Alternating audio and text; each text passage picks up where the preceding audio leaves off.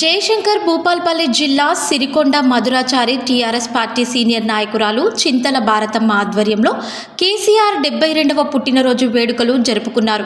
చింతల భారతమ్మ ఈ సందర్భంగా మాట్లాడుతూ కేసీఆర్ 72వ పుట్టినరోజు సందర్భంగా హనుమాన్ నగర్లో పేద ప్రజల మధ్యలో మాజీ ముఖ్యమంత్రి కల్వకుంట్ల చంద్రశేఖరరావు పుట్టినరోజు వేడుకలు ఘనంగా నిర్వహించడం జరిగిందని తెలిపారు.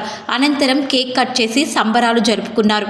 ఈ సందర్భంగా వారు మాట్లాడుతూ కేసీఆర్కి ముందుగా జన్మదిన శుభాకాంక్షలు, ఇలాంటి పుట్టినరోజు వేడుకలు మరెన్నో జరుపుకోవాలని ప్రజలు ఆకాంక్షిస్తున్నారని తెలిపారు. ఈరోజు గౌరవ కేసీఆర్ గారి పుట్టినరోజు సందర్భంగా 71వ సంవత్సరం నుంచి 2వ సంవత్సరంలో అడుగుపెట్టే కేసీఆర్ గారికి జన్మదిన శుభాకాంక్షలు తెలియజేస్తూ, ఇలాంటి పదవులు ఇంకెన్నో కావాలని, కేసీఆర్ ఇంకా పైకి రావాలని మేము కోరుకుంటున్నాం.